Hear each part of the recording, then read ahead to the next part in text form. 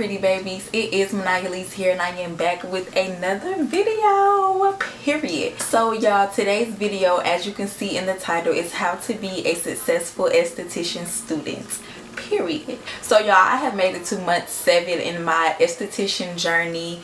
My program is 9 months, so it's pretty safe to say that I've mastered the skill of being a successful student, and I've been through high school, cosmetology school, now esthetician school. So I think I'm pretty credible at this point to give you guys some tips on how to succeed in your beauty school journey or in your school journey period as a whole. So I have my notebook here with me because I wanted to be sure that I share everything that came to mind, because I want you girls to be successful, period. Oh, hold on, I didn't even give a proper intro. If you are new to the channel, go ahead and hit that subscribe button, girl. Go ahead and join the family. We do that real shit, that pretty shit, and we do it for real, period. So y'all, let's get straight into the video. Point number 1, how to be a successful esthetician student. Picking your school. It is so important on picking a school that is for you, you guys. Always call, take a tour, get as much information as you can. Check out the location. Be sure that you're going to have reliable transportation there. Check out all of that. Check out how they run the school. Check out how they talk to you when you call. Pay attention to how the environment is when you go for the tour. Also, ask for an audit if it's possible, like sit in for a class for an hour. Some schools do allow you to do that, and I would strongly suggest that you do that, because sometimes you can see a school in a tour and it's like so grand and so beautiful, but once you actually get enrolled as a student, it's a different story. So I would say, if you can, just dig in as deep as you can into a school that you think is for you. Pay attention to the culture, how they run everything, and you can feed off the energy. You will know if the place is for you or not. So point number 2, once you find the school that is for you, get to know your instructors. You don't have to know their whole life story or be buddy with them, but get on a cordial basis with them. Get comfortable enough to go up and talk to them, and just be comfortable with them as your instructor, because one thing you don't want as a student, especially in a beauty school or trade school environment, is to feel uncomfortable with your instructor. You're there to get trained. You're there to learn as much as you can in that time that you have, and you don't need like any uncomfortable energy, anything like that. So talk, get that dialogue going, and just, you know, get the energy right. Oh, point number 3, go to school as much as you can, pretty girls. Like, go to school. I know some days, like me being a 2-time beauty school student, it is so hard sometimes. And sometimes the beauty schools have day programs where you have to go every day. You're scheduled Monday through Friday, and sometimes they have hybrid. And so with that being said, pick the schedule that's going to work for you. If you know that you're not the type of person that is going to get up every day and go to class, or you work a job, or you have a kid or something of that nature, go ahead and, you know, pick hybrid or see what other options they have. So just be careful which schedule you pick, because most likely the schedule you get is what you get. If you switch your schedule, it most likely puts you ahead, it messes up your credits, and it just causes a bunch of confusion that you don't really want. So ahead of time, pick your schedule accordingly. Point number 4, always communicate with your instructors. Always. If you're going to be out, if you miss the class, if you feel uncomfortable with the content, if you feel like you're not confident in the content that you're teaching, if you have a problem with the student, if you have a problem with the way the teacher is teaching, speak up. I know it might sound crazy, like, oh, you're going to talk to somebody about their teaching. Y'all, true story. In my beginner's class, in my esthetician journey, this is not to bash anyone or anybody. I love my instructors, period, and that's just what it is. This is just for reference. So in the beginning, my class was from 9:30 to 2:30, and we would have like instruction from 9:30 to like 1 something, and between 1 something and 2:30 it would just be dead spaces. Like, we would just be on our phones, on our iPads, and I was like bothered by that. I felt like this is our beginners class. We need to be filling up this time. We need to be learning as much as we can, and I spoke up about that. I pulled my teacher aside, very respectful. When you go to your instructors, when you go to anybody, I don't know if y'all parents taught y'all, but I'm here to teach y'all, always be respectful. You have to give respect to get respect. I pulled him aside and I was just like, hey, can I talk to you? And I was just telling him, you know, I feel like I'm not getting everything that I paid for. Basically, you know, we have a lot of downtime. And I gave him suggestions. I suggested that we do Jeopardy, that we have open class discussions, that we do Kahoot, anything to just fill in that time and to reinforce what we had did that day, because I'm just that type of person. Like, we're paying good money to be here and let's just make the best out of it. And he was very receptive.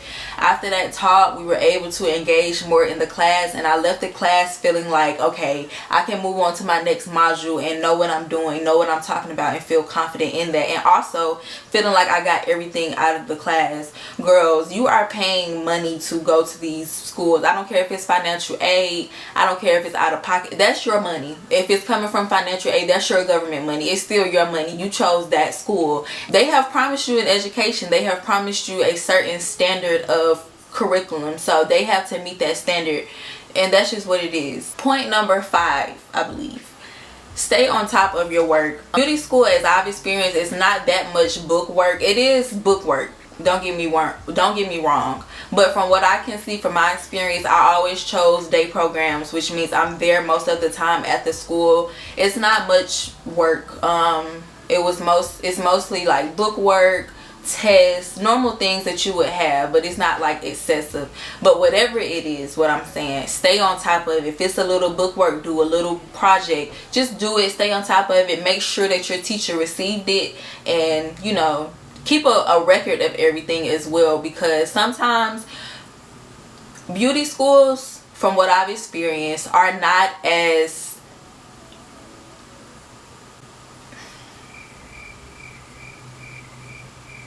I don't know, they're organized, but it's just best to keep up with your own work. I can't find the word, but it's best to keep up with your own work. Also, stay on top of your credits. When you go to beauty school, credits are how you move through the program. It shows everything that you've done and practiced in the program. So as you're getting your credits, make sure that they're put in the system accordingly. Make sure that they're put in the system on time, and just stay on top of it, because it's a real nag when you move to a new class and credits aren't put in and you notice you did the work and now they're saying, oh, this isn't done, and you just don't want confusion. You want as less confusion on your journey as possible, pretty girl. Like, period. That's just how it goes. Like, you want your journey to be as clean and as peaceful as possible.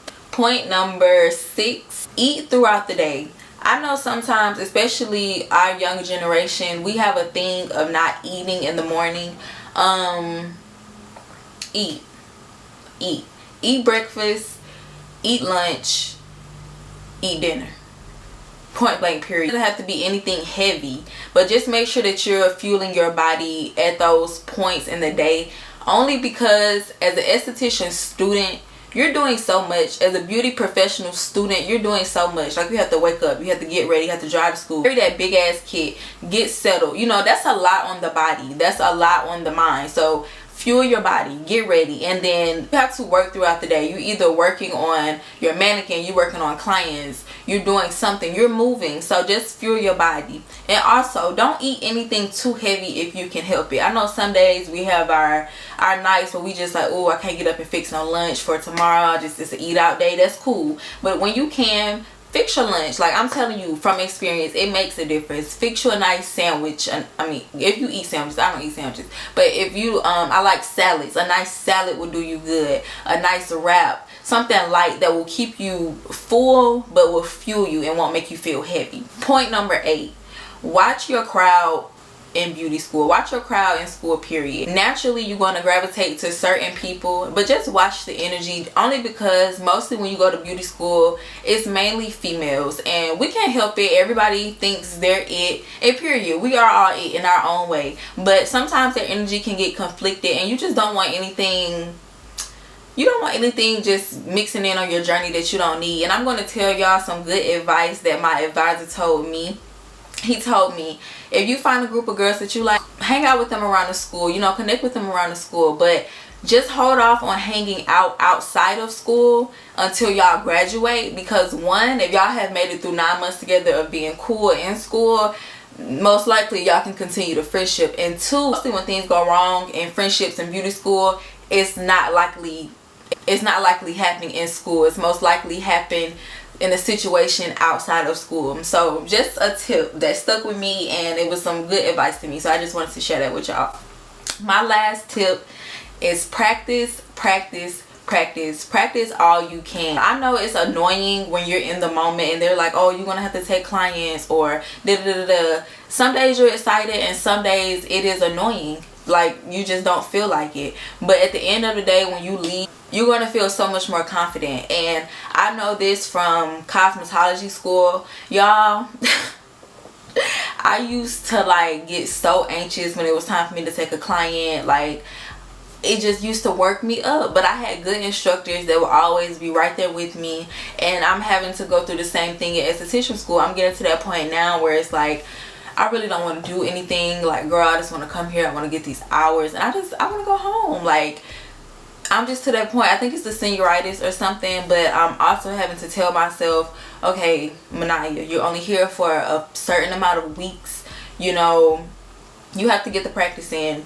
Once you leave here, you're on your own basically. So practice is going to get you accustomed to talking to different people. It's going to get you accustomed to looking at different skin and hair or whatever you're studying. And yeah, it's a good thing to do.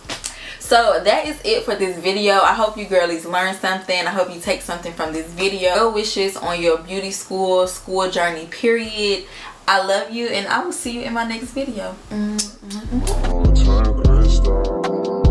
can't even find like I'll miss you. Right now I'm just stuck inside a crib on my own. As soon as I feel up, I'm about to